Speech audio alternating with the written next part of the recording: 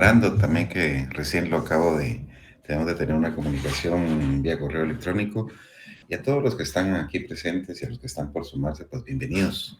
Jacqueline, Emily, Jessie, Karen, Jennifer, Giovanni, Cristian, Carlos, Jimmy, Neri, Delmi, Marvin, José, Miguel, Ana Leticia y Marcos. Aún falta el 33% del grupo, pero en lo que se suman, eh, sean bienvenidos al curso de Economía Empresarial. Vamos a iniciar la sesión del día de hoy para aprovechar al máximo el tiempo que tenemos, tratando de señalar lo que el creador o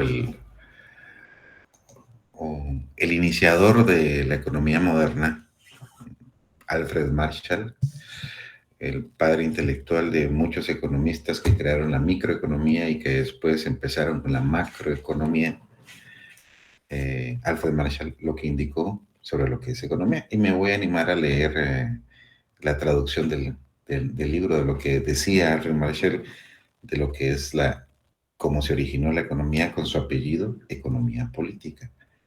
Alfred Marshall decía que la economía política es el estudio de las actividades del hombre en los actos corrientes de la vida.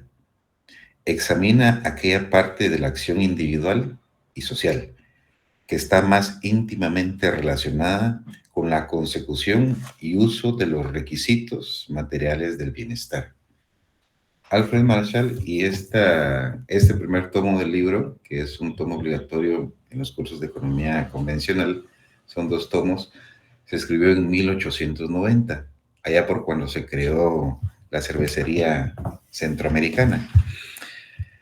El curso que nos toca emprender el día de hoy en las próximas 5 sesiones y esta como tal, pues es algo intenso o algo extensivo. Vamos a estar cerca de 6 horas juntos y vamos a tratar de aprovecharlo al máximo.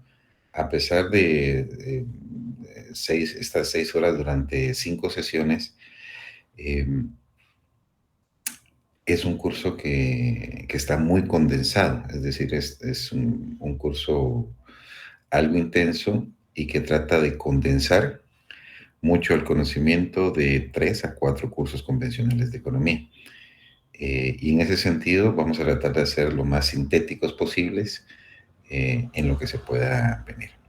Fuera del pensamiento de Alfred Marshall, y que la economía estudia los actos corrientes de la vida, la acción individual y la acción social, veremos en la segunda parte de esta sesión del día de hoy cómo está entendido esto dentro de los principios de Gregory Mankiw, que es una de las tareas que tienen que hacer. Pero previo a esto, me gustaría iniciar la sesión del día de hoy señalando que, digamos, como estudioso o decir estudiante de la economía, estoy emocionado por estar viviendo lo que estudié hace mucho tiempo, eh, de lo que sucedió en el planeta, en Latinoamérica, en Centroamérica y en Guatemala, durante los hechos que acaecieron después de la creación de la OPEP, después de un periodo de estancamiento económico que empezó en 1973 y terminó con fracasos económicos, sociales, institucionales y nacionales en América Latina, en la década perdida de los 80s, y que finalmente condujeron al Estado moderno que tenemos en diferentes países, incluyendo Guatemala. Una transición que se dio por un hecho que afectó a todo el mundo y que tiene que ver con las condiciones económicas imperantes y condicionantes que finalmente introdujeron una serie de medidas correctivas a los fenómenos que acaecieron 1 o 2 décadas anteriores. Y eso su servidor lo leía, no lo vivió, o lo escuchaba de repente de los abuelos o de los padres. Eh, Sin embargo, hoy todos los que estamos aquí estamos en un momento particular de este siglo, donde al menos ya vivimos, al menos dos momentos económicos importantes de crisis económica, de recesiones importantes del comportamiento económico. Y estamos viendo y estamos presenciando cuál es la capacidad de respuesta que tienen las empresas, la iniciativa privada, individual y también agremiada, el Estado, sus instituciones públicas, en el caso que nos compete a nosotros, la acción económica relacionada con la política económica,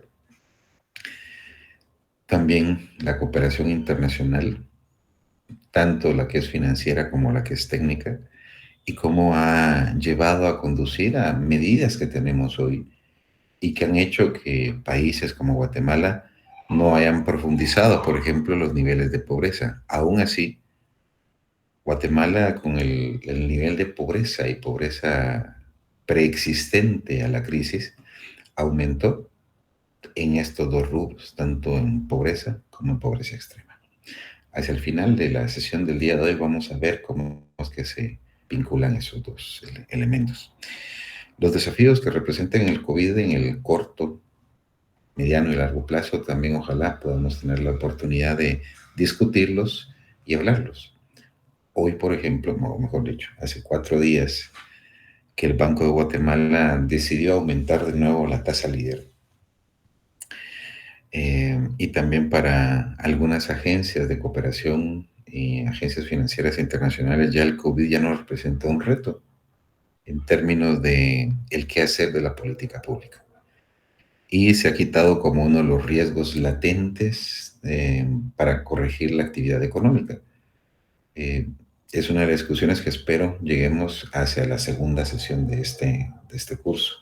Saber si el conflicto Rusia-Ucrania, los efectos del COVID y lo que se viene para este año, eh, asociado a manejar la inflación, va a traer una recesión o una contracción económica.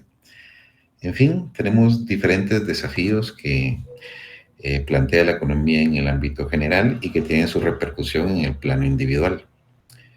La pérdida de empleo, la traslación o la sustitución de actividades económicas, el redireccionamiento de actividades donde hay más réditos en el marco de estos desafíos y cómo se están corrigiendo. Ustedes han escuchado y alguno de ustedes de repente ha sido víctima de esta reconfiguración y acomodamiento actual de la actividad económica. Todo lo del COVID durante los últimos 2 años y medio hizo que la digitalización de la economía aumentara, pero también ahora se está corrigiendo para llegar a un punto natural.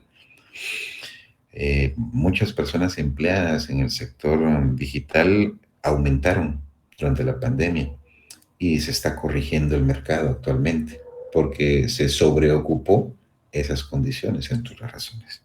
En fin, hay diferentes desafíos, estos y otros, que ojalá tengamos la oportunidad de analizarlos y verlos y cuáles son las repercusiones que va a tener sobre la economía.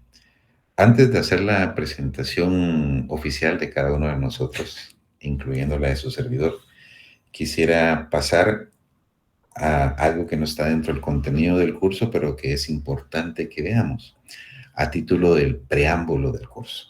Les voy a compartir una presentación y siéntanse en libertad de intervenir cuando así lo deseen. Estamos entre profesionales y es válido que lo puedan hacer. Mientras esté presentando, pueden levantar la mano de forma en la plataforma o pueden intervenir de manera directa. Si por alguna razón hay un efecto de comunicación no adecuada, por favor me lo indican. Si no se escucha o hay algún problema de interrupción en la señal, siéntanse de nuevo con toda la libertad de hacerlo. Muy bien, entonces vamos a compartir una presentación, la presentación inicial que ustedes lo tienen en la plataforma.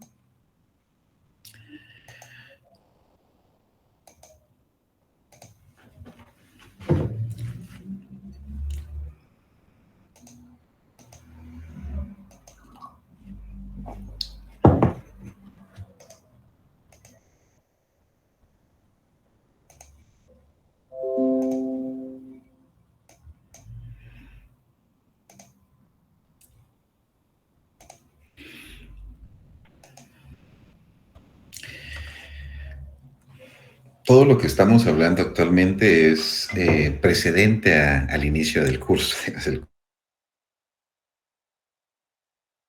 curso inicia formalmente, yo considero que en el inicio del curso hay que, bueno, introducir un poco y dar un contexto liminar a título de preámbulo, y es en lo que vamos a entrar.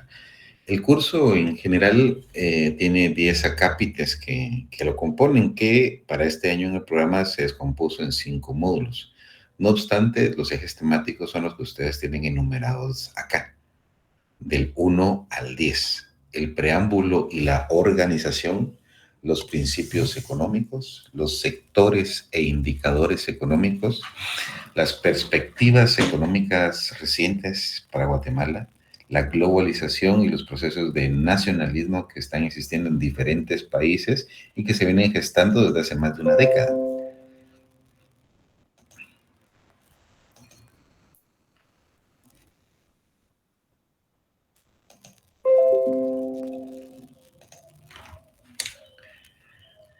La geoeconomía en su contexto mayor, las materias primas estratégicas, la economía del comportamiento, algunos enfoques alternativos a la economía y finalmente desarrollo sostenible y economía del desarrollo. Ese es el contenido propuesto.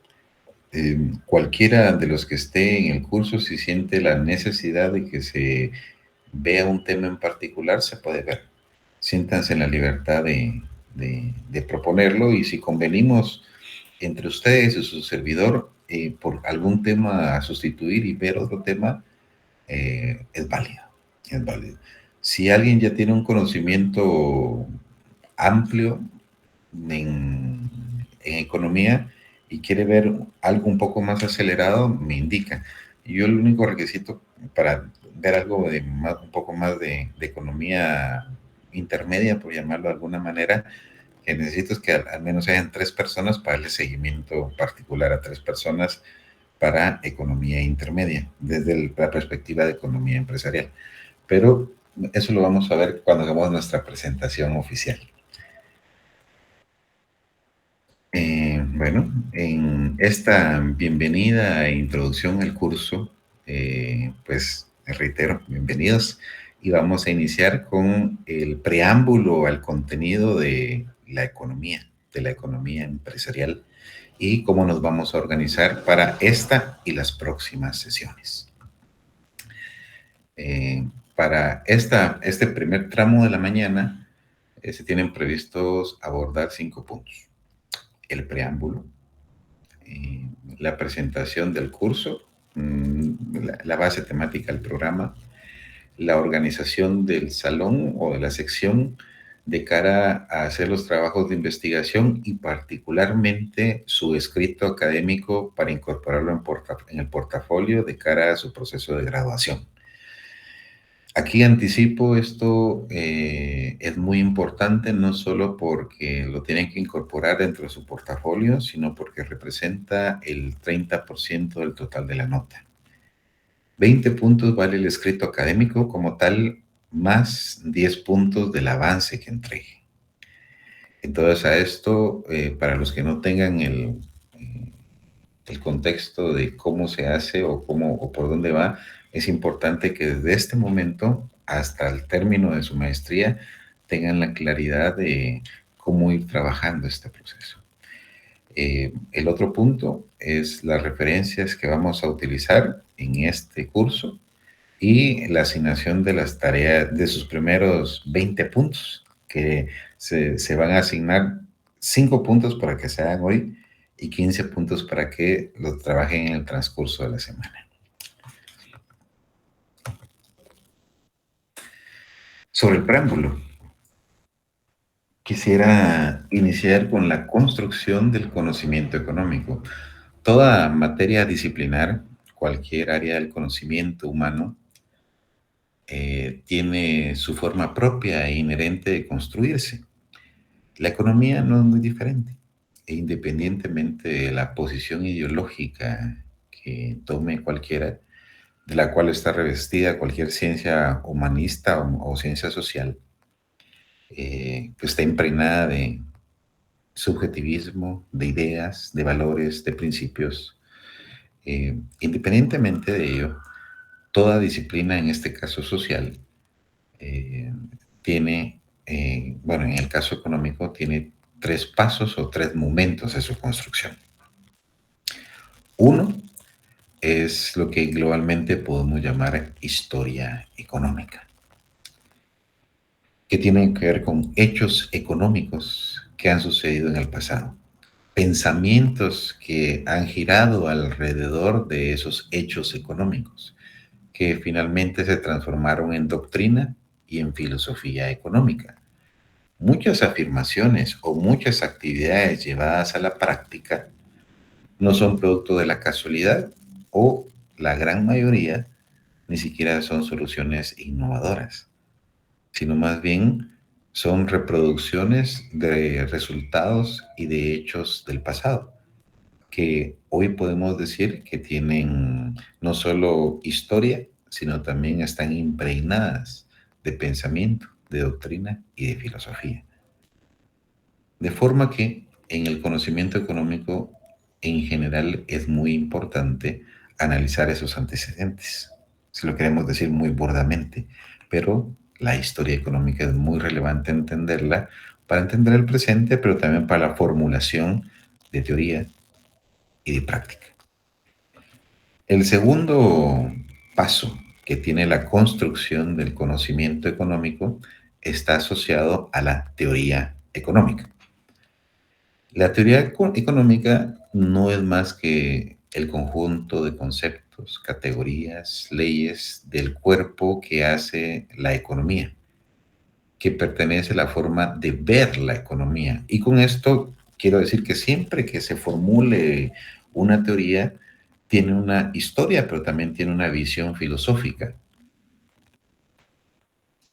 Puede ser de que, y ese es un problema grave para, especialmente para alguien que estudia la economía o es economista, que haga una afirmación sin saber cuál es la carga filosófica que lleva esa afirmación como tal.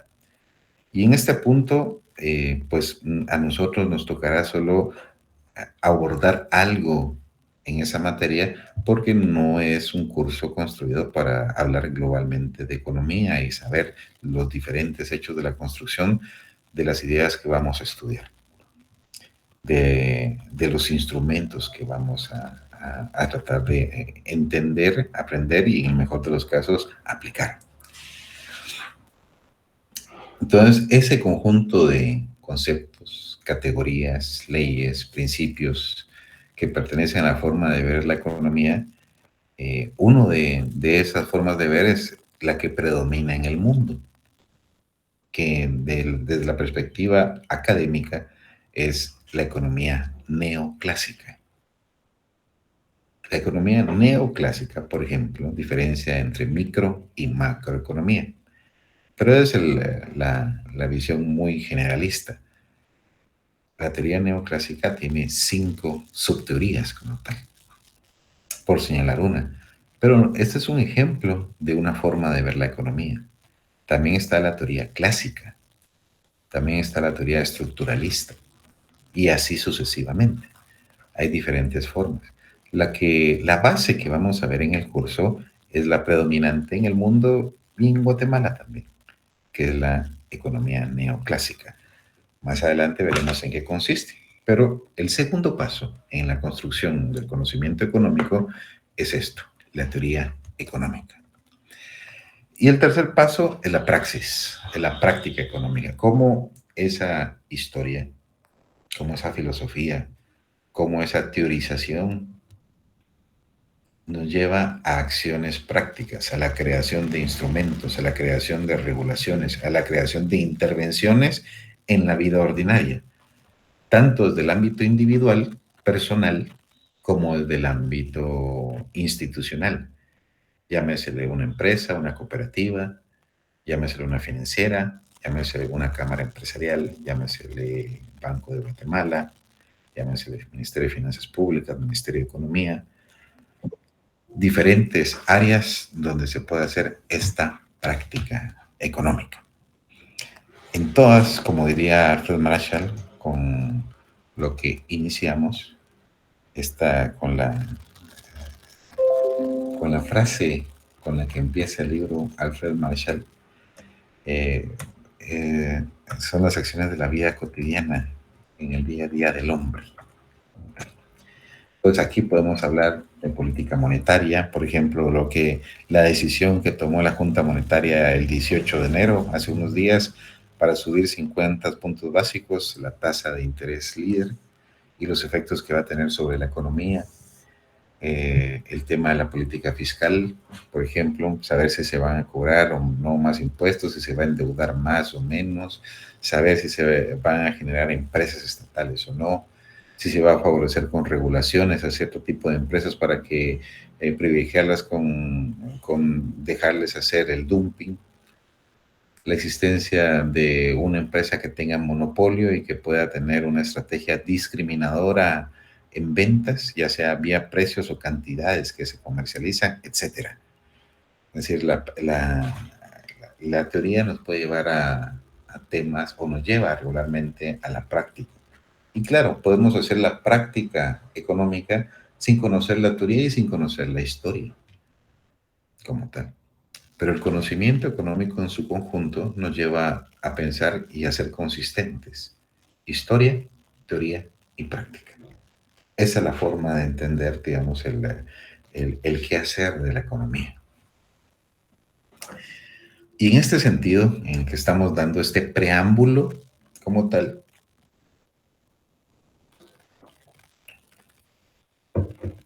me gustaría avanzar en un tema que no está en un sentido estricto en el curso, pero muchas veces es bueno saber dónde estamos parados o cómo se ha construido eh, ese conocimiento que vamos a ver a lo largo del curso.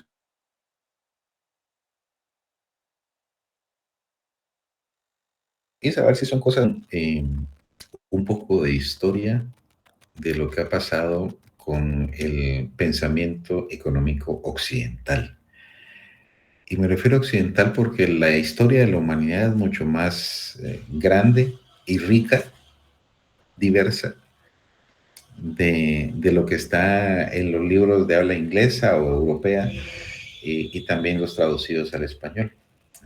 La historia del continente africano, económica, la historia del continente asiático también, no está eh, tan profundamente estudiada de este lado del mundo y nos hablaba la importancia que tiene a nivel académico como tal. Sin embargo, eso es nuestra influencia y de ahí que veamos a grosso modo y de forma muy a brochazo algo de la historia de la economía. Algunos elementos que encontramos, aunque podemos señalar algo del código de Hammurabi y de los sumerios y elementos que se encuentran en los mecanismos de transacción pasando de la época primitiva al mundo antiguo, la mayoría de los documentos de historia económica ponen como los elementos iniciales de las discusiones de economía en el mundo antiguo, particularmente en el mundo griego, que pasa a Roma también, de más o menos el 499, 500 años antes de Cristo a 500 años después de Cristo. La época donde la iluminación del mundo era Grecia y Roma, según los historiadores. En ese entonces, el modo de producción era esencialmente capitalista, era esclavista. Hoy vivimos en un sistema de producción capitalista. Nacimos en él y pensamos que es el único, o pensamos que es en el que ha existido el mundo siempre, pero en realidad, a lo largo de la historia han cambiado esos sistemas de producción, donde las relaciones sociales juegan un papel fundamental para crear desarrollo, bienestar a la población. Los exponentes, pues, son los clásicos que ustedes leyeron en pregrado. Platón, Aristóteles, y siempre que uno habla de Platón y Aristóteles debe citar a Sócrates como tal, Genofonte, Marco Tulio Cicerón ya con los romanos, la escuela estoica griega también, que tuvo una gran influencia, y finalmente los inicios del cristianismo. Las ideas que de ese mundo antiguo aún subsisten en las discusiones y en la práctica económica tienen que ver con un concepto filosófico de crítica hacia la generación de usura o hacia la generación de utilidades, que es la crematística.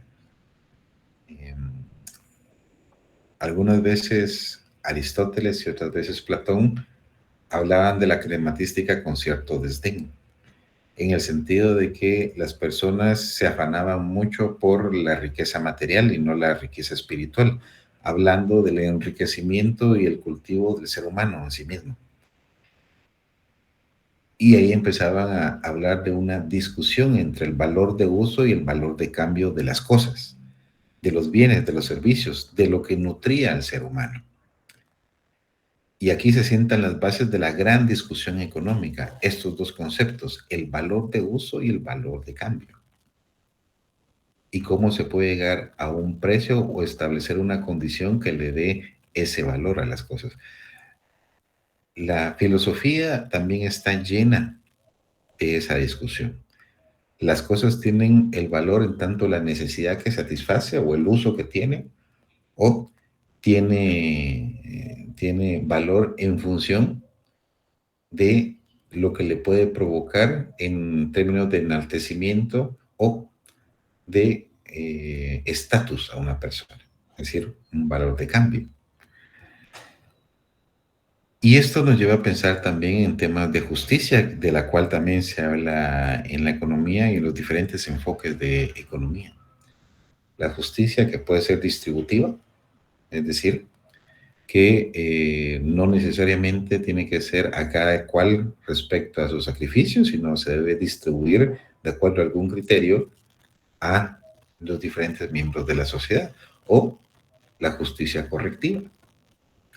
La justicia que tiene el sentido que se privilegia a las personas que más se sacrifican y se castiga a aquellas personas que no se sacrifican.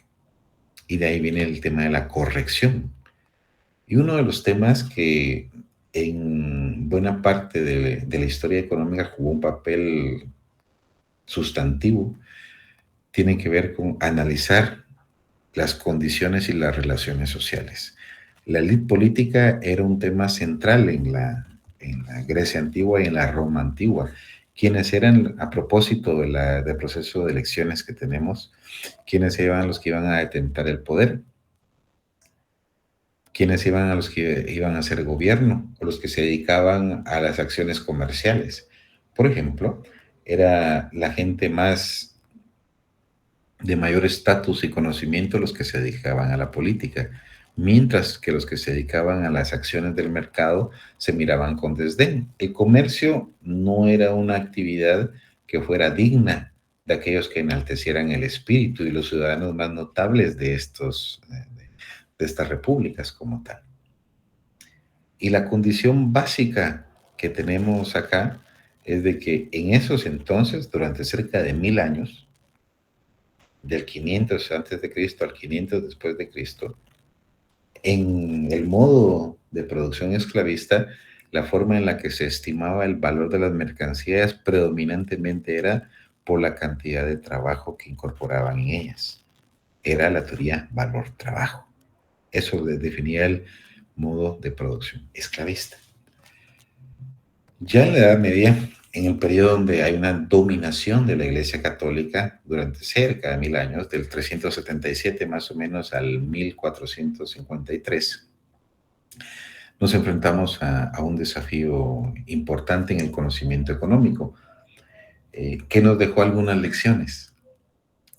Y el ámbito de acción se expande no solo a Grecia, a Roma, sino a la mayor parte de dominación de la Iglesia Católica, especialmente en Europa, que deja la puerta servida para la conquista de América, descubrimiento y conquista de América, pero en este momento se cambia el modo de producción, cambian las relaciones sociales de un modo esclavista a un modo feudal.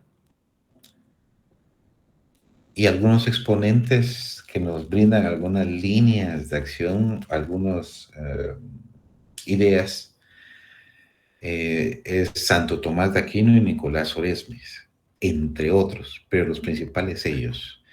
En esta predomina bastante el enfoque cristiano católico en la forma de entender la economía. Aquí ya se promueve más el comercio, ya no se mira con el desdén que se miraba en el modo de producción esclavista, se desarrolla aún más y había una discusión entre el valor y el precio. Santo Tomás de Aquino discutía mucho sobre el justiprecio, cuál es el precio justo de las cosas. E incluso las discusiones era si era legítimo robar en funciones morales. Si alguien estaba por morirse de hambre y se robaba un pan, podía ser condenado a que lo mataran o a que lo desmembraran. Y la discusión era qué valor tienen las mercancías si no las pueden cambiar, pero hay una necesidad que cubrir como tal. Entonces, la discusión que tenía en realidad Santo Tomás de Aquino estaba muy apegada a las discusiones platónicas y aristotélicas respecto al valor de uso de las mercancías y el valor de cambio de las mercancías.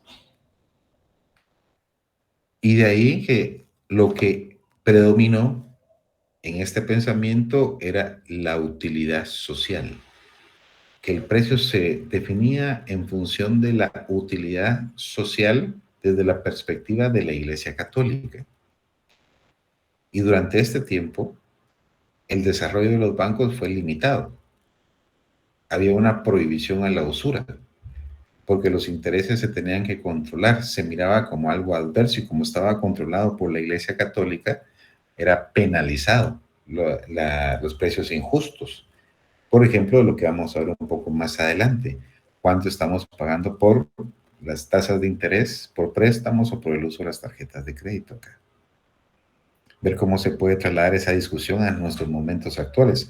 Algo que se discutía allá por el año de 1300, es decir, hace ya bastante tiempo. Y por último, se empezaba a discutir las bases del desarrollo del sistema bancario o del dinero. Se empezó a tener ya la mayor presencia de las funciones del dinero, se empezó a discutir si en realidad era justo cobrar por el prestar dinero como tal y qué funciones el dinero cumplía en la economía. Y aquí una ley que tiene una generalización bien interesante a propósito del mercado digital, las monedas digitales, el Bitcoin y otros, y todo lo que se está por venir. La ley de Gresham. Voy a tratar de hacer una síntesis de la idea que plantea esta ley para que la entendamos.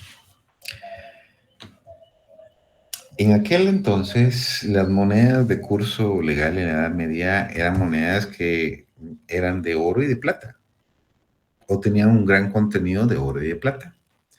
Sin embargo, sufrían de un proceso que le llamaron envilecimiento del dinero o desgaste de las monedas. Ese desgaste era artificial.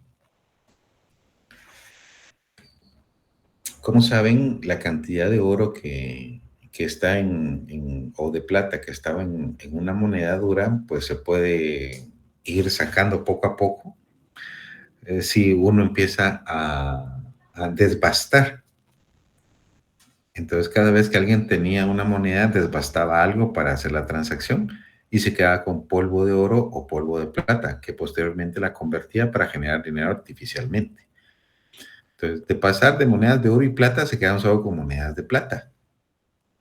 De pasar de monedas de plata, pasaron de monedas de plata con otros metales.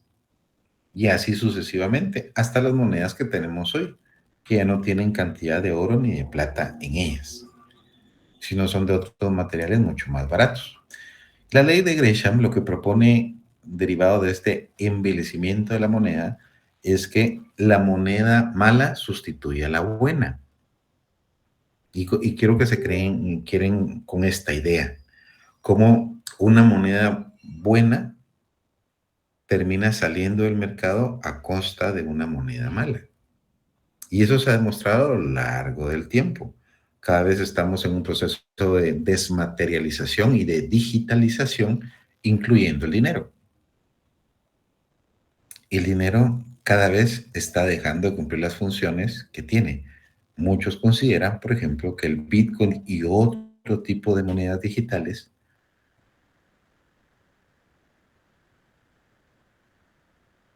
cumplen las funciones del dinero. Efectivamente lo podemos considerar como dinero. Pero rápidamente y a título solo de spoiler, funciones del dinero, unidad de cuenta, medio de pago y unidad de atesoramiento o función de atesoramiento. Son las tres funciones básicas del dinero. Si cumplen esas funciones, genera confianza en la población, que es la principal acción que cumple el dinero para ser un mecanismo de transacción y poder cumplir las tres funciones del dinero. Atesoramiento, unidad de cuenta y unidad de medida. El otro proceso que pasó la historia económica occidental, y reitero esto, occidental, que no es de la humanidad, sino es occidental, es lo que empezó a desarrollar la Edad Media con el desarrollo del comercio y que se profundizó. Ya esta parte le llamamos para el año 1450, a los inicios de la primera revolución industrial, 1750, el mercantilismo. Aquí se empieza a pensar en diferentes enfoques. Ya los estados monárquicos y los estados ya con matices semejantes a los que tenemos hoy empiezan a ver en el comercio internacional un punto para el desarrollo y enriquecimiento de los países. Aquí cobra un papel central en esta forma de entender el mercantilismo, el comercio, el descubrimiento de América, la extracción de minerales y la comercialización de productos. Aquí se da el germen del capitalismo, la acumulación originaria. Exponentes del mercantilismo, Tomás Moon y Juan Bodino, principales. Hay otros, pero son los principales estos. Convergen con el descubrimiento de América, el fin de la Edad Media, el nacimiento de la Ilustración, el conocimiento científico, de la ciencia moderna, de las artes, de filosofía que no fuera la de la Iglesia Católica. Se empieza a descubrir nuevos yacimientos, nuevos minerales. Sin embargo, aparejado de esto, hay una revolución de los precios.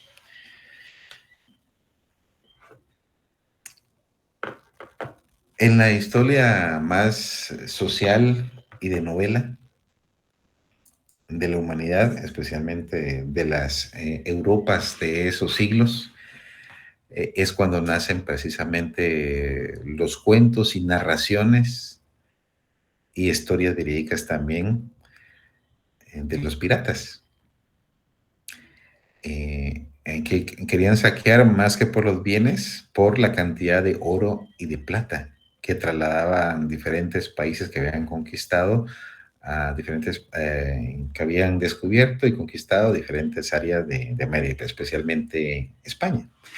España se llegó a convertir en la nación más poderosa del mundo al tener la mayor cantidad de oro y plata, no solo por el descubrimiento, sino por el traslado y acumulación en su territorio. Sin embargo, esto provocó lo que aquí se denomina el bullonismo o la revolución de los precios, que uno puede entender que es el primer proceso de inflación originada por acumulación o por excesiva producción o cantidad de dinero que se tiene.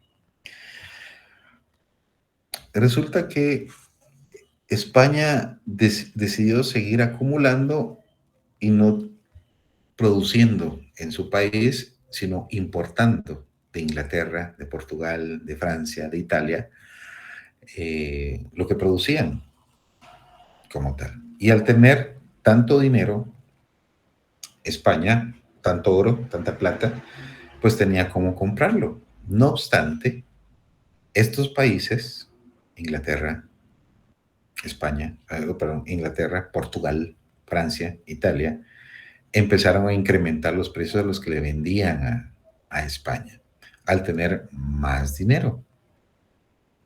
Y eso hizo que quebrara la economía española como tal.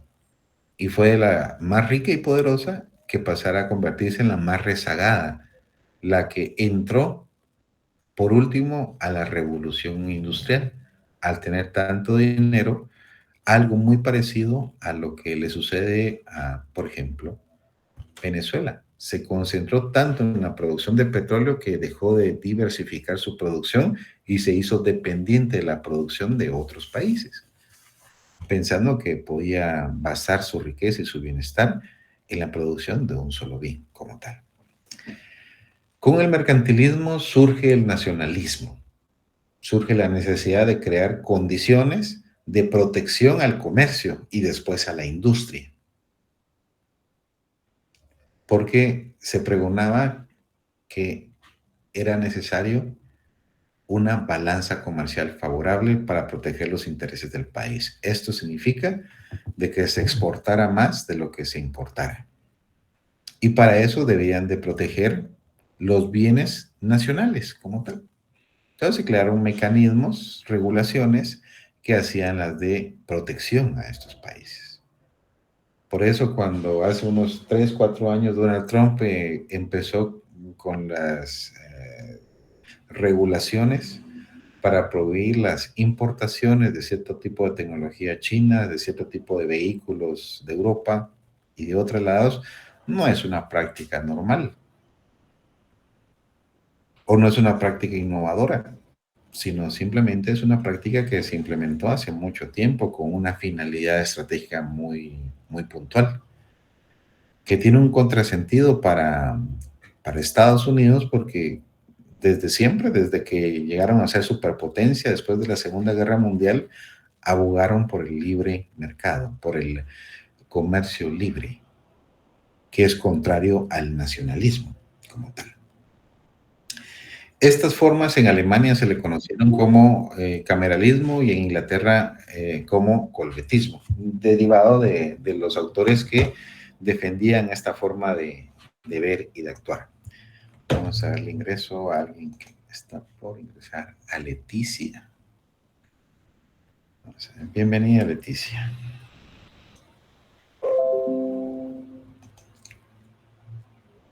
Bueno, del mercantilismo pasamos a la fisiocracia. La fisiocracia en el contexto económico tiene muy corta vida, pero tiene muchos elementos económicos que nos pueden servir al día de hoy. Son cerca de 30 años que vivió la escuela francesa de pensamiento económico que se prestó a algún tipo de discusiones en el continente europeo, aunque se concentró fundamentalmente en Francia, no trascendió a ningún otro país. Ya aquí ya estamos hablando del origen del capitalismo, los cimientos del capitalismo. Los principales está Quesney y Turgot, en los dos principales autores, y dentro de las principales ideas que nos pueden servir hasta el sol de hoy es parte de la ley natural que promulgaban los fisiócratas, que es decir, que la acción normal de las interacciones entre los seres humanos provocará necesariamente bienestar y que el Estado lo que hace es entorpecer la acción humana. De ahí que se promulgara esta frase célebre de los franceses, laissez faire, laissez passer, dejar hacer, dejar pasar para el Estado, porque todo va a llegar a una solución mediante la interacción de los individuos. Y la fisiocracia se caracterizaba no solo por la ley natural, sino también por la agricultura. ¿Cómo así por la agricultura? Para los franceses, del inicio de la revolución industrial, la única fuente de riqueza era la agricultura. Las otras ramas económicas eran parasitarias o dependían de la agricultura. Y de ahí se hace un esquema económico, especialmente Quesney, y después lo refuerza Turgot, pero se hace un esquema económico que existe hasta el sol de hoy, que hoy lo conocemos como el flujo de la economía, donde tenemos los factores de producción y los flujos financieros que se dan en la economía, que empezaron con este análisis de Quesney como tal. A los agricultores y los terratenientes se les considera precisamente como la única fuente de riqueza.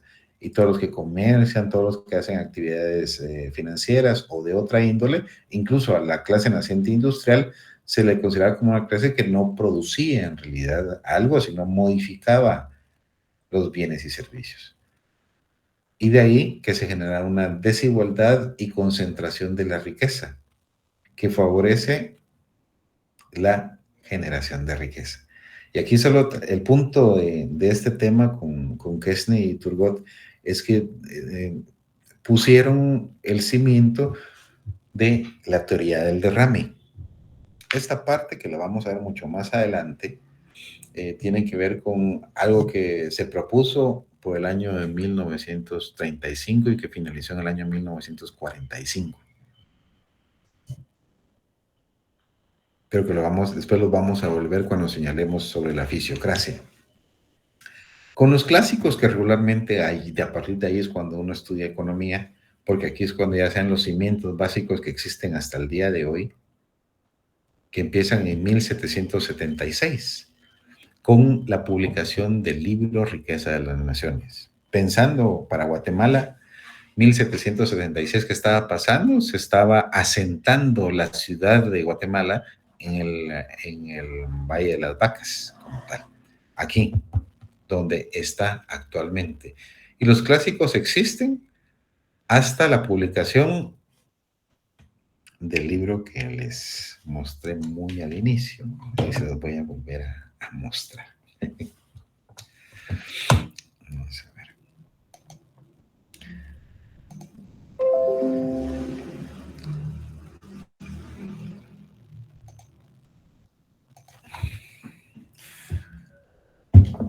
Los clásicos existen hasta la publicación de estos dos tomos, Principios de Economía de Alfred Marshall, de 1890.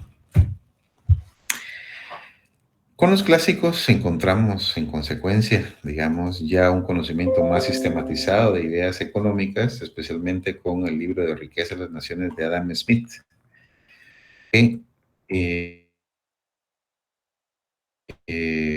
modo de producción industrial.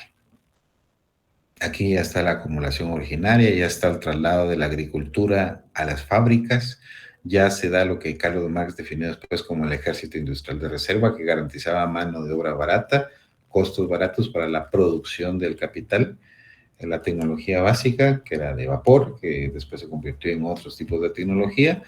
Dentro de estos exponentes que defendían la escuela o que sistematizaron la escuela clásica, está Adam Smith, David Ricardo, John Stuart Mill, Juan Bautista Say y Roberto Malthus, el sacerdote Roberto Malthus. Y aquí siguen con la idea a lo largo desde el 500 antes de Cristo, o para ser preciso, 499 antes de Cristo, hasta 1890, se sigue con la misma idea que el valor lo genera el trabajo incorporado en las mercancías. Es decir, la teoría valor-trabajo. Ya la división del trabajo se pone como algo diferente para la producción en masa. Ya se habla sobre la libre competencia, es decir, ya se deja por un lado el nacionalismo y la protección y empieza aquí que es buena la libre competencia y ya hablamos de la mano invisible. Cómo sin intervención del Estado puede haber una libre competencia que lleve a esos beneficios, que lo vamos a tratar en la segunda parte de esta sesión del día de hoy.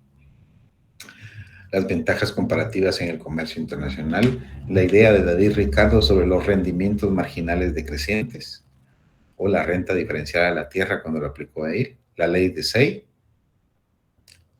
toda oferta crea su propia demanda, la demografía económica de Malthus, de Roberto Malthus. Mucho de lo que estamos viviendo, Malthus estaría saliendo de su tumba, hablando de las crisis.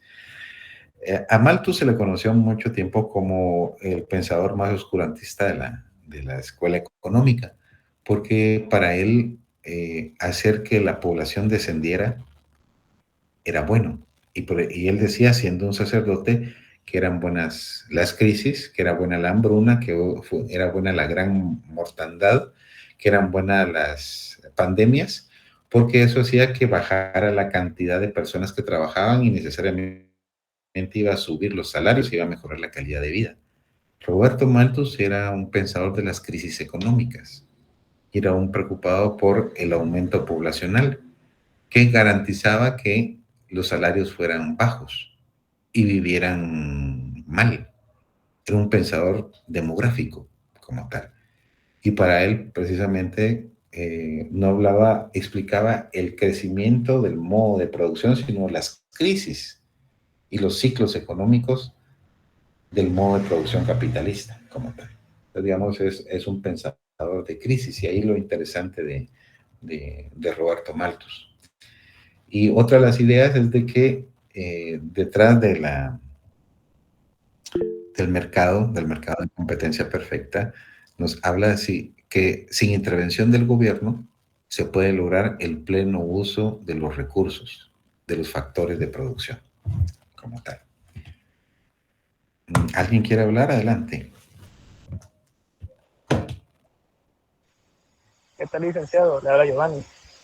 Giovanni, adelante. Fíjese que es referente a otra cuestión.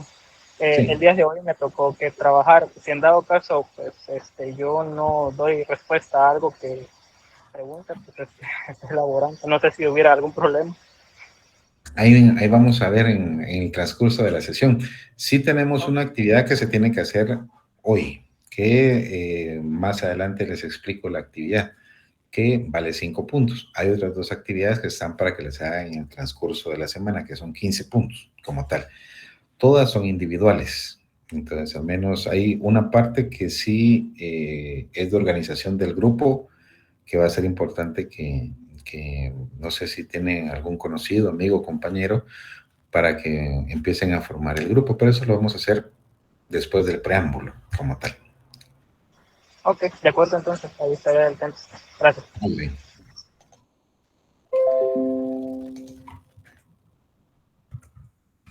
Muy bien. Siguiendo, digamos, ya con los clásicos, pero por las diferentes repercusiones que tuvo, se saca de los clásicos a Marx, Carlos Marx y el pensamiento marxista. Insisto, Marx es de los clásicos y se definen los clásicos en tanto la asignación del valor de las cosas está en el trabajo que se incorpora en las cosas. Entonces, esa es la esencia de los clásicos. En el caso de Marx, no solo habla del capitalismo industrial, sino también el comercial y financiero. En el caso tanto de Marx como de los anteriores, de los clásicos, hablan de la economía y no se desapegó el concepto. Todos los libros que escribieron estos eran libros que tenían el título de economía política. Más adelante voy a explicar la diferencia entre economía a secas y economía política. Y en el caso de Carlos Marx no era un tratado de economía pura, sino adicionalmente tenía elementos del socialismo utópico francés y también del materialismo dialéctico e histórico alemán. Entonces es un conjunto de elementos que dan la visión de cómo se construyó las ideas de Carlos Marx puestas en el Capital. Los dos principales pensadores del marxismo clásico, porque hay muchos más, digamos, pero el clásico es Engels, el amigo entrañable de Carlos Marx y el mismo Carlos Marx. Elementos que encontramos hoy en día que están constantemente en discusión está la plusvalía, la lucha de clases, las etapas del capitalismo, el entendimiento de la base y la superestructura económica, los ciclos económicos, la discusión entre el libre mercado, la máxima ganancia y la plusvalía, como una unidad y rivalidad que persiste y que provoca los grandes ciclos económicos, especialmente las grandes depresiones. Al igual que Roberto Malthus, el sacerdote Roberto Malthus, Carlos Marx es más que un economista que sí explica el modo de producción capitalista, explica una etapa de mejor manera la producción, del modo de producción, las crisis del capitalismo. Entonces uno lo debe entender a la luz de esos elementos y no solo la crítica constante de algunas ideas peyorativas que se pueden llegar a tener. La base que nosotros vamos a estudiar tiene que ver con estos señores, los neoclásicos, que surgen con el libro de Alfred Marshall. Alfred Marshall hace una lectura de los clásicos y encuentra en él una paradoja que seguramente ustedes ya la escucharon, la leyeron o la vieron. La paradoja del valor, que aparece en el libro de 1776.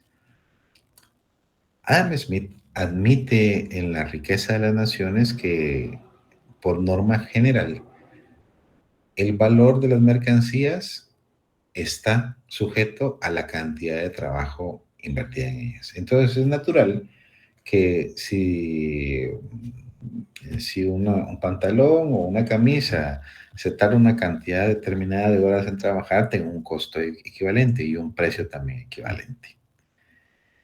Y si una botella de agua no tiene mucho, o con agua no tiene mucho trabajo incorporado, es natural que sea de acceso libre o que tenga un precio bastante bajo. Entonces es difícil que se pueda intercambiar, por ejemplo, una camisa por un vaso de agua.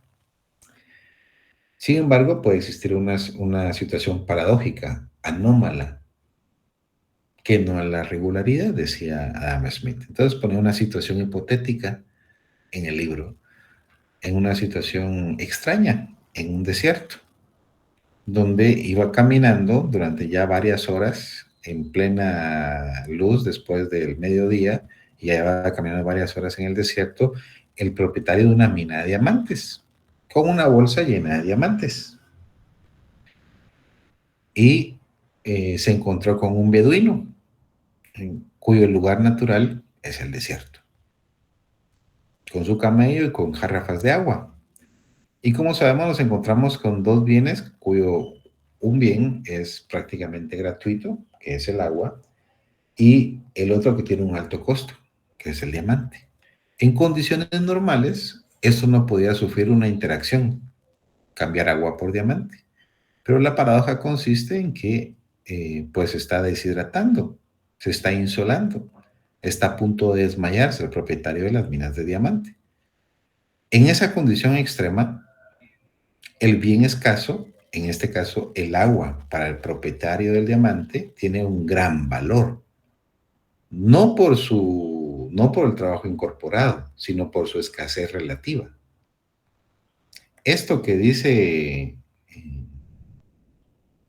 Adam Smith, que es una anomalía, que es una paradoja, viene Alfred Marshall y destaca, miren, esta no es una paradoja, esta es la normalidad económica. Las mercancías no tienen el precio porque tengan mucho trabajo incorporado por él, sino porque son escasos. Y en función de la necesidad y la escasez, se le puede asignar un precio, el cual se puede negociar entre el comprador y el vendedor. Entonces aquí surge por primera vez desde el año 499 a.C. hasta 1890 una irrupción en la forma de entender el valor de las mercancías. El valor escasez, la teoría valor escasez. Entonces, el origen de los precios ya es otro, ya la interacción entre la oferta y la demanda, no solo es por la oferta, sino la interacción entre la oferta y la demanda. Y aquí se empieza a hacer el análisis de utilidad marginal, que lo vamos a ver más adelante, el equilibrio, ya se empiezan a desprender la doctrina micro y macroeconómica, conceptos como exterioridades o externalidades, economía del bienestar, los criterios de optimalidad, el primero y segundo óptimo, y dentro de los exponentes que tenemos acá está Alfred Marshall, William Stanley Jevons, Carl Menger y León Warras. Aquí por primera vez se le empieza a dar más sentido matemático a la economía como tal, para llevarlo. Y aquí se desprende el apellido. Con los clásicos de 1776 hasta 1890, era economía política, y el nombre formal de la economía política era economía política clásica inglesa. Con los clásicos es el nombre que tiene la economía. Nombre formal, economía política clásica inglesa. Después se queda simplemente como economía. Aunque los títulos, todavía en algunos libros aparece como economía política, empiezan a analizar solo economía. Y la diferencia entre una y otra, lo vamos a ver más adelante, pero son las relaciones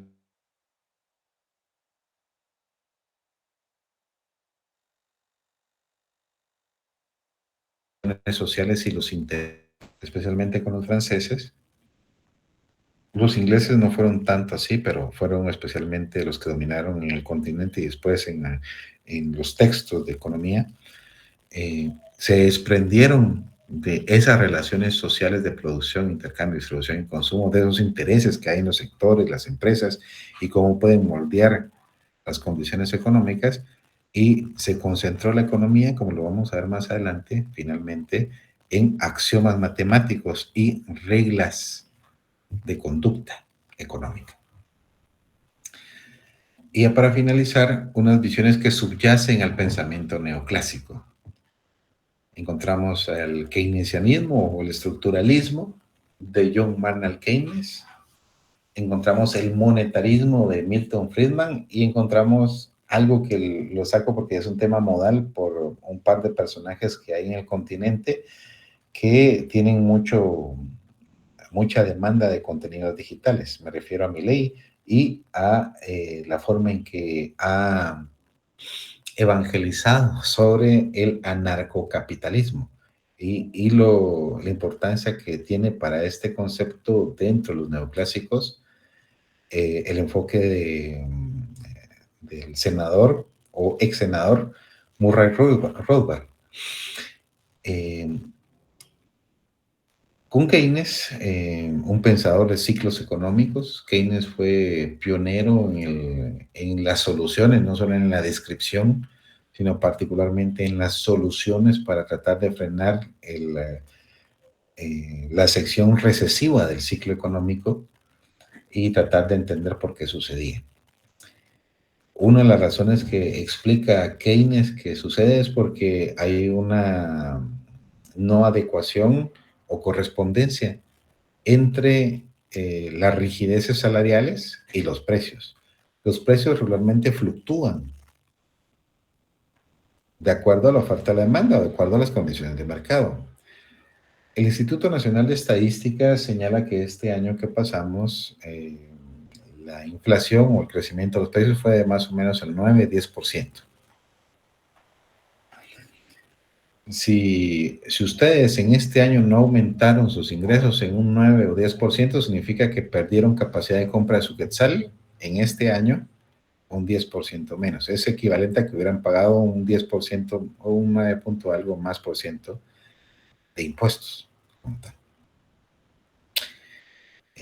Y esa discrepancia o no correspondencia entre el aumento de salarios y variación de los precios es lo que explica en buena medida lo que Marx llamaba plusvalía, pero en el caso de Keynes explica las crisis económicas.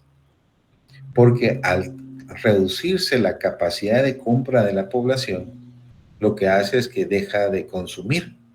Y al dejar de consumir, se deja de producir, acumulando inventarios, haciendo que el motor de la economía deje de funcionar. Y de ahí que conceptos como demanda agregada surjan con mayor importancia, como la propensión a consumir, cómo saber la propensión al ahorro también, y la importancia que puede tener para mejorar el consumo la política fiscal o la política monetaria, variando las tasas de interés, reduciendo los impuestos o variando esas condiciones, o incluso dando subsidios para aumentar la demanda.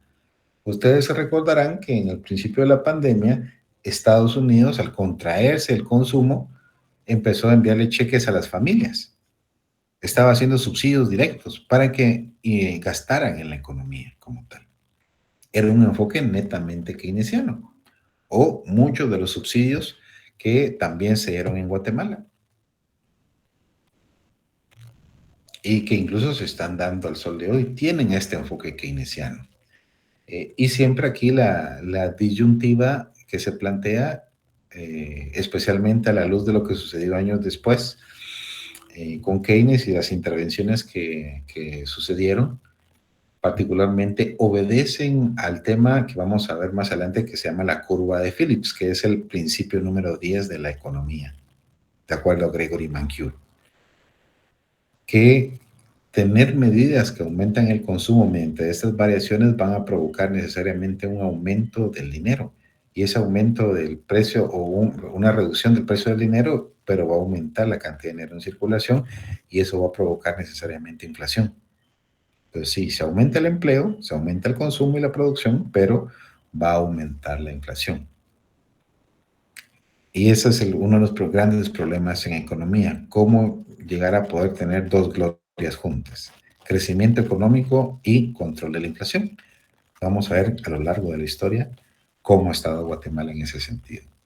Y precisamente hubo un proceso de estancamiento económico después de que Keynes, después de la Segunda Guerra Mundial, tuvimos lo que se conoce como los 30 años gloriosos, después de eso, y esos 30 años gloriosos son los 30 años de mayor crecimiento mundial.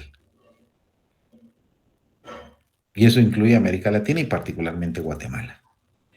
Las mayores tasas de crecimiento para Guatemala fueron en la década de los 70. No hemos nunca vuelto a esos niveles. Promedió el 8% de tasa de crecimiento, llegando incluso hasta el 11% del Producto Interno Bruto. Y el mundo también creció a ritmos inigualables en la mayor parte de los países. Sin embargo, se llegó a un punto de estancamiento económico.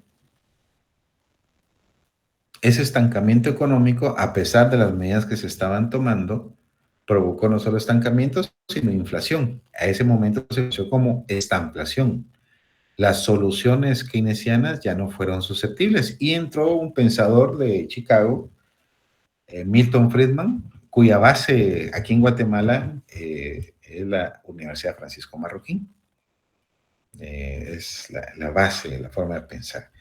Y uno de los principales argumentos de Friedman, y por lo que se le conoce como el padre del monetarismo, es que la principal herramienta con la que cuenta la política económica tiene que ver con manejar la tasa, mantener controlada la tasa de interés para controlar la inflación. Eso tomó la decisión el Banco Central hace 4 días, aumentar la tasa de interés para sacar dinero de circulación y reducir la inflación. Vamos a tener la oportunidad de hablar cómo nos ha afectado los precios a cada uno de nosotros más adelante.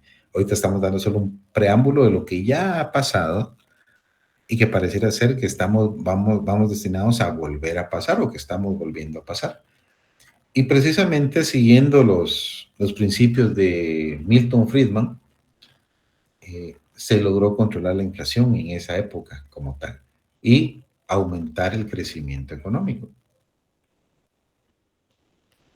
Con Rothbard, que más o menos surge también en los 70s, también como una respuesta a Keynes de una gran presencia del Estado, especialmente de Estados Unidos. Uno de los argumentos era que el Estado no debía planificar nada y que el Estado de hecho debía reducirse a la nada, que el problema en la actividad económica es la presencia del Estado. Si el Estado no interviniera en los bancos, si el Estado no interviniera en la actividad económica, si el Estado no diera, el sector privado diera todas las condiciones para que esto se hiciera. Entonces aquí básicamente está hablando de la privatización de todos los servicios del Estado en su máxima expresión.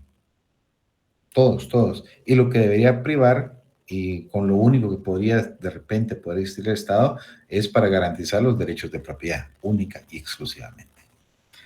Finalmente, algunos fenómenos que hemos estado pasando desde esa época hasta la fecha son los procesos de nacionalización y de privatización y de nacionalización nuevamente.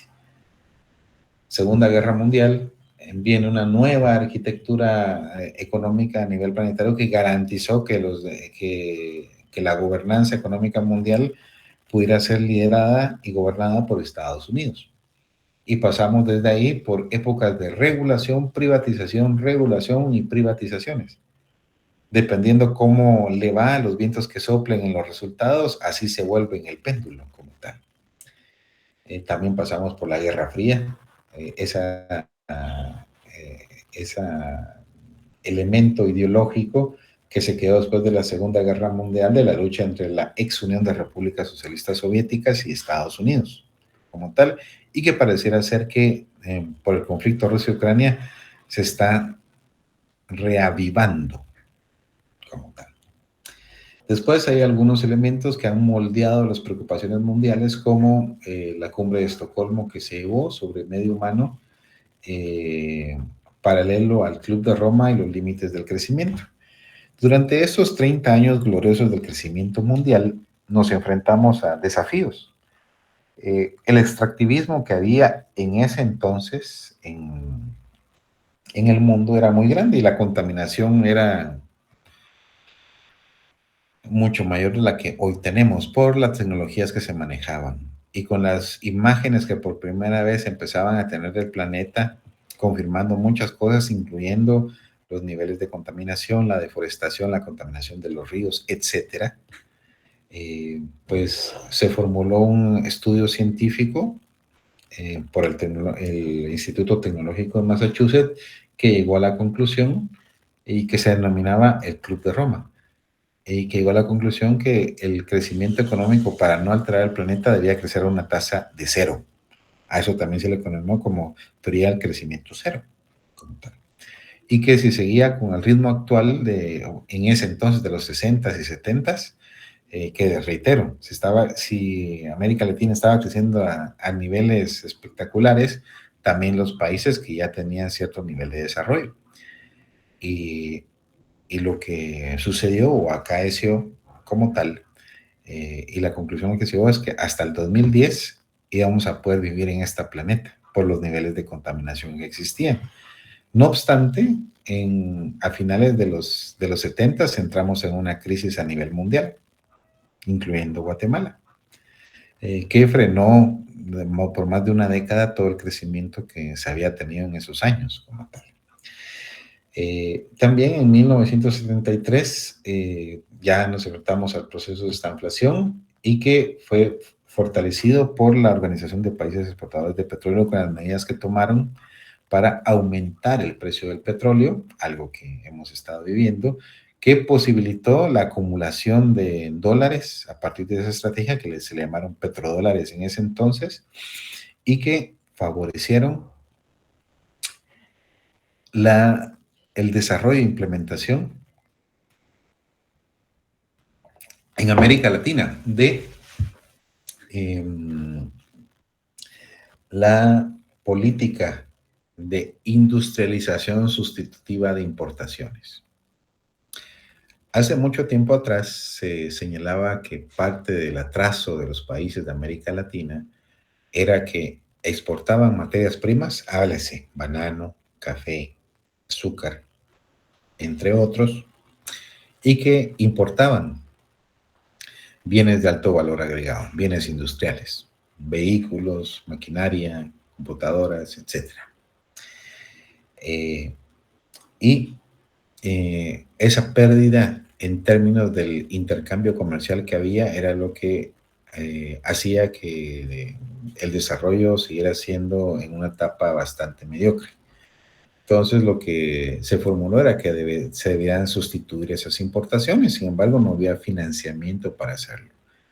Los petrodólares garantizaron financiamiento barato para que América Latina e incluye Guatemala, aunque en el sentido más específico el mercado común centroamericano, lo pudiera hacer. También lo hizo México, lo hizo Brasil, lo hizo Colombia y todos los países en la región lo hicieron. Unos con menor o mayor éxito. Buena parte de la industria que tienen los países más grandes de la región, aquí es donde se originaron, en la política de ISI, industrialización sustitutiva de importaciones, como tal. En el marco de este proceso, también surgieron diferentes preocupaciones en el ámbito mundial, como lo señalado en el informe Brundtland sobre desarrollo sostenible. A la par de esto, también surgió el proceso de privatizaciones liderado por los presidentes del Reino Unido y Estados Unidos. Me refiero a Margaret Thatcher y a Ronald Reagan. Ellos favorecieron y estimularon durante los 80s los programas de ajuste estructural en sus países y en todo el mundo, privilegiando ajustes en los sistemas financieros, penetración de mercados, abrir los mercados internacionales, privatización de las empresas estatales, etcétera, para garantizar, entre otras cosas, que el sistema financiero se saneara para que pagaran la deuda derivada de los petrodólares como tal. En paralelo, el inicio de la década de los 90 empezó con preocupaciones ambientales, que son las grandes cumbres que hasta el sol de hoy están en curso, que se convinieron en la Cumbre de la Tierra en Río de Janeiro en 1992. Ya para inicios del 2000, ya ustedes encontrarán, y durante este siglo, durante 30 años, incluyendo el 2030, una agenda internacional para tratar de orientar el desarrollo, porque todo este desarrollo que se tuvo antes del 2000 no fue un desarrollo que enriqueciera a la mayoría parte de países, sino en la gran mayoría de los países era un crecimiento empobrecedor, es decir, se seguía creciendo, pero la gran mayoría de la población era pobre. Entonces, el objetivo principal de los objetivos de desarrollo, inicialmente en los primeros 15 años de este siglo eran del milenio, y ya hoy se convirtieron en los objetivos de desarrollo sostenible, del 2015 al 2030. El principal objetivo es reducir la pobreza, porque ese es uno de los males del sistema económico que hemos tenido. Ha sido un crecimiento empobrecedor, y de ahí que se tuvieran estas metas. Algunos países lo lograron, especialmente China e India, pero la gran mayoría de países sigue reproduciendo un crecimiento empobrecedor. Después vamos a ver cómo está Guatemala. Esto es en general lo que ha pasado. E iniciamos este siglo con la crisis de los .com, el crecimiento espectacular que hasta el sol de hoy ha tenido China, y que se prevé que para este año sea el primer año durante este siglo que tenga un crecimiento demasiado bajo. También al finalizar la primera década de este siglo tuvimos una crisis importante de los bonos hipotecarios, la crisis subprime, y los objetivos de desarrollo sostenible empiezan a cobrar vigencia a partir del 2015, y hoy que estamos aún bajo los efectos de la crisis del COVID-19. El café que ven que se está muriendo aquí no es solo una imagen dinámica, sino tiene un sentido de país.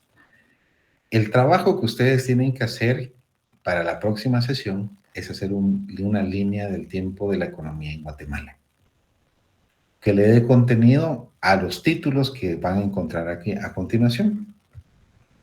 A la economía durante la época maya en Guatemala, la economía durante la colonia, desde 1524, la economía durante la independencia,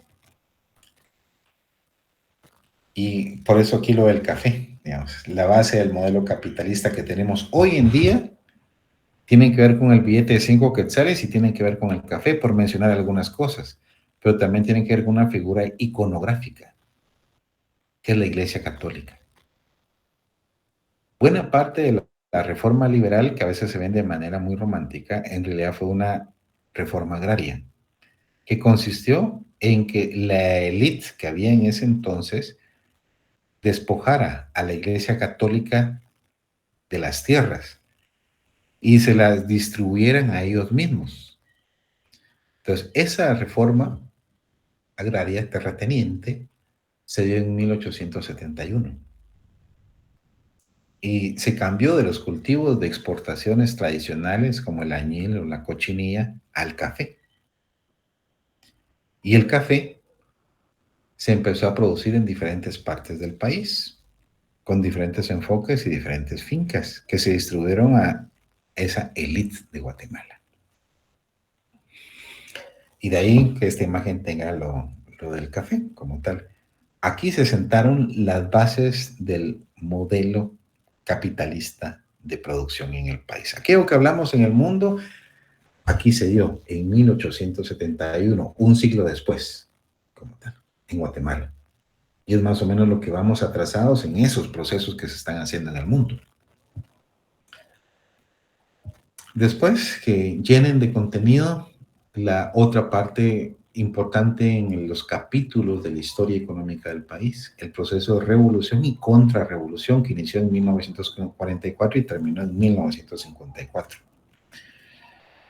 Después, vinculado con la ISI, el modelo de sustitución industrialización sustitutiva de importaciones y el conflicto armado interno, que realmente inicia con la no buena resolución en 1954, pero que formalmente inicia en 1960, y cómo esos dos procesos se dieron en el país y cuáles son las repercusiones sobre la economía guatemalteca. Ya después que hablen un poco de la década perdida, por qué le llamamos la década perdida y qué repercusiones tuvo sobre Guatemala. Posteriormente, la reforma del Estado y del mercado. Esas condiciones que habíamos visto que estaba favoreciendo en los 80s Ronald Reagan y Margaret Thatcher, cómo repercutieron en Guatemala para moldear la economía y el Estado de Guatemala para que sirvieran al sistema capitalista mundial como tal. Y esta es, digamos, la asignación que tienen con más puntos. A esto lo tienen que llenar de contenido para descubrir cómo ha cambiado desde los mayas hasta más reciente la economía guatemalteca y cómo empezó este siglo. Si ustedes leen cualquier informe de Guatemala y están sentados en el extranjero, siempre van a encontrar que uno de los principales acervos del país es la estabilidad macroeconómica. Sin embargo, esta estabilidad macroeconómica que favorece un buen tipo de cambio, una tasa de interés controlada y una tasa de inflación controlada también, no ha hecho que haya más empleo y que haya una reducción de la pobreza, como vamos a ver más adelante, y que ha implicado la globalización en el país. Para finalizar este preámbulo, yo quisiera terminar con lo que vamos a ver en este curso. Como señalaba, de una forma muy simplista, podemos señalar que la teoría económica se divide en dos grandes ramas, de acuerdo a dónde está el valor de las mercancías, de los productos, de las cosas. Uno, la teoría clásica, que nos dice que el valor es el valor de trabajo o el valor está en función del tiempo socialmente necesario para producir esos bienes. El concepto de economía que deriva de que como les señalé con anterioridad, economía lleva un apellido en este sentido. Economía clásica, de una forma sencilla, y de forma más técnica es economía política clásica inglesa. Y esta lo que hace es que estudia las relaciones sociales de producción, distribución, intercambio y consumo de una sociedad determinada. Y lo que vamos a ver en este curso, que es la economía neoclásica. La mayor parte del contenido tiene que ver con la economía neoclásica. Y como señalamos con anterioridad, el principio de valor es la escasez, valor-escasez, y se debe en función a la escasez relativa. Y la economía así definida como tal es la economía que estudia la administración de los recursos escasos y los usos alternativos. Muy bien, entonces ya terminado este preámbulo, esta parte netamente introductoria, quisiera pasar a la presentación breve del curso y a la organización.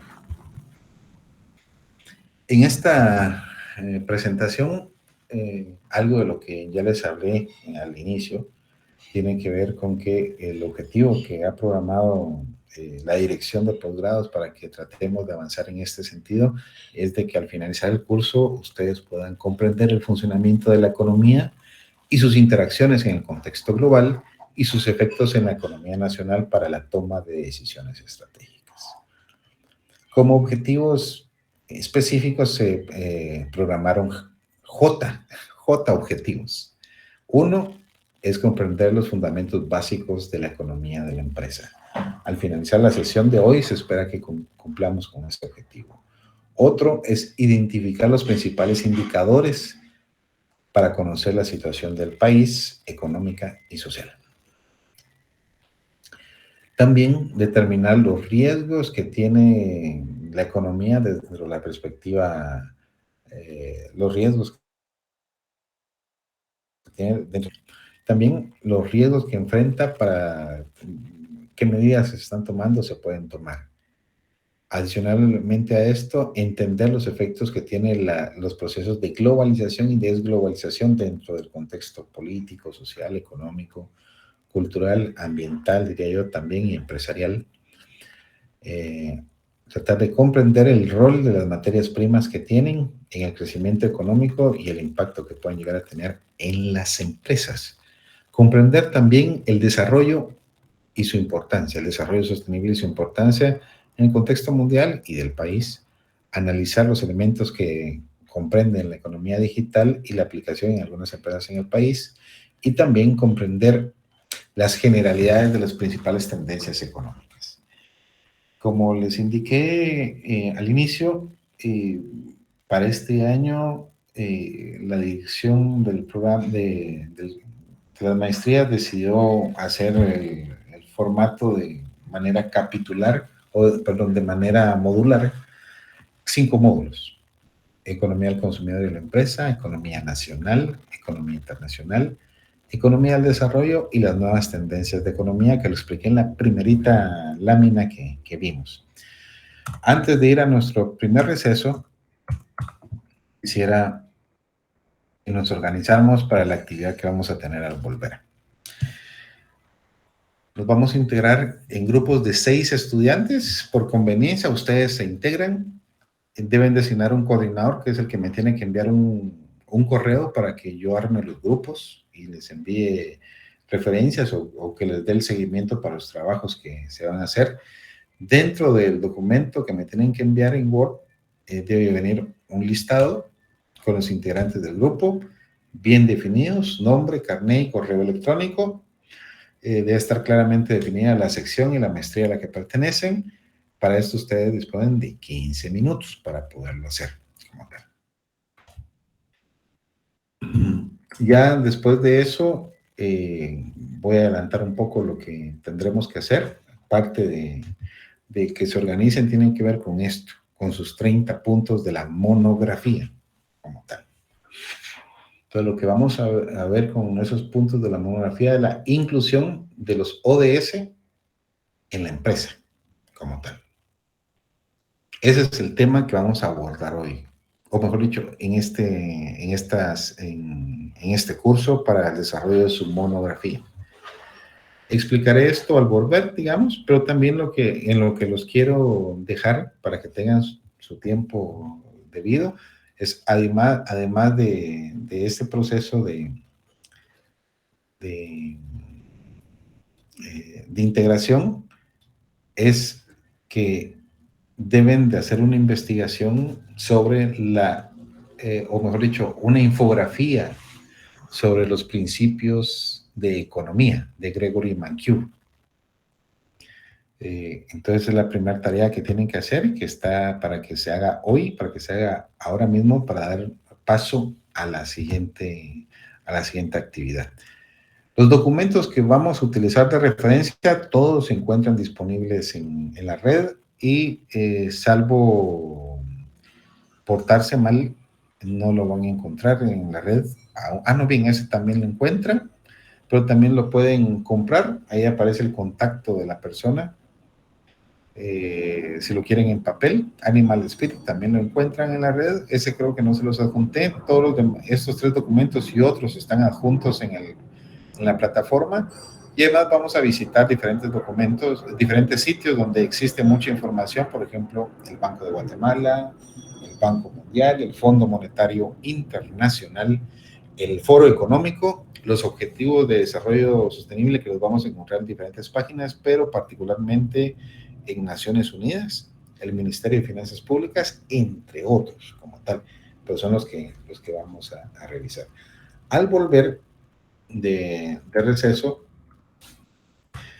espero que ya estén integrados en grupos como tal y que hayan hecho su infografía sobre principios de economía.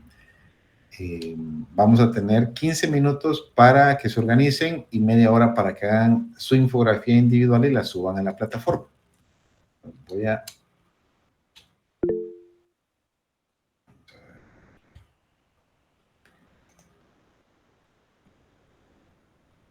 Marvin, adelante. Buenos días. Sobre los grupos, como no conocemos a nadie, yo ya tengo a 3 integrantes conmigo. No sé si alguien más se quiere agregar a mi grupo. Mi número al chat. Los voy a dejar aquí libres para que ustedes se organicen. Yo no quiero incidir.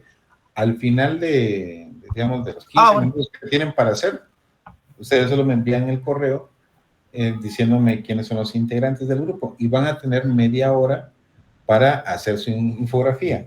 Entre ese tiempo también es el tiempo para que tomen su receso. Entonces aquí vamos a ver, son 45 minutos. Vamos a ver, son las 36, 40.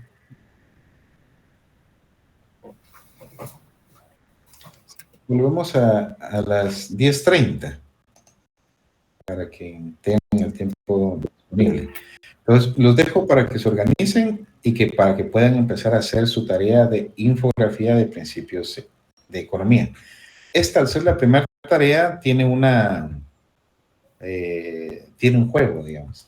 Para los que no han hecho una infografía y que no tengan una aplicación ya descargada, que hay muchas que son gratuitas, lo pueden hacer también en cualquier otro documento. Una infografía no es más que una figura representativa y resumida de las ideas que se están encargando, que en este caso son de los principios de economía. Lo pueden hacer en cualquier aplicación gratuita, lo pueden hacer en PowerPoint, en Excel, incluso en Word. Y si se les dificulta porque quieren hacer algún dibujo, tienen el arte para poder hacer un dibujo a mano, incluso lo pueden hacer y suben la fotografía. Cualquier mecanismo es válido para hacer esta infografía. Jimmy, dispare. Buen día, licenciado.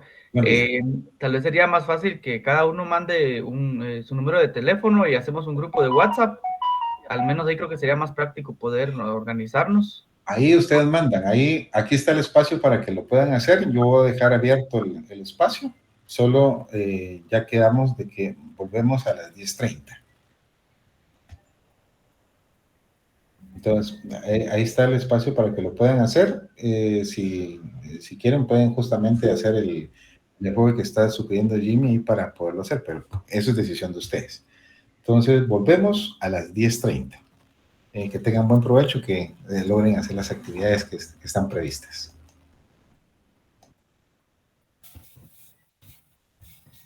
Buen día, compañeros. Miren, ¿saben qué? Sería más práctico que hagamos un grupo de WhatsApp, así que si gustan, envíen acá su número de teléfono y yo hago Google Chat, un grupo para que estén todos y ahí nos distribuimos. Jimmy, perdona. Alguien que me da el grupo y solo manda el link, que todos nos agregamos mejor, más fácil. Si querés, yo ahorita voy a generar el grupo y mando el link en el chat y así todos se van agregando. Dale, pues bueno. Sí, es más fácil que estar agregando todos los números. Sí, es mejor. Sí, sería genial. Vale, ahorita se lo mando entonces. ¿De cuántos integrantes es el grupo? Creo que es de 6, ¿verdad? Buenos días a todos. Es de 6. Buen día. Es de 6, dijo el licenciado. Sí, de 6. ¿Cuántos somos realmente? 25. Somos 25. Uno de 7 va a haber, me imagino. 6 por 4, 24. Me imagino. Ajá. Sí. Ok, gracias.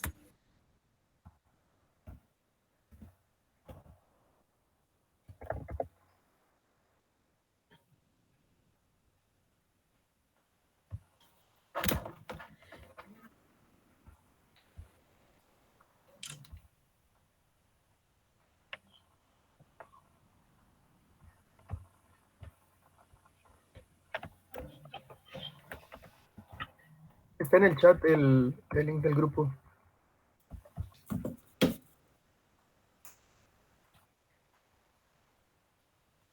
Gracias, Marcos.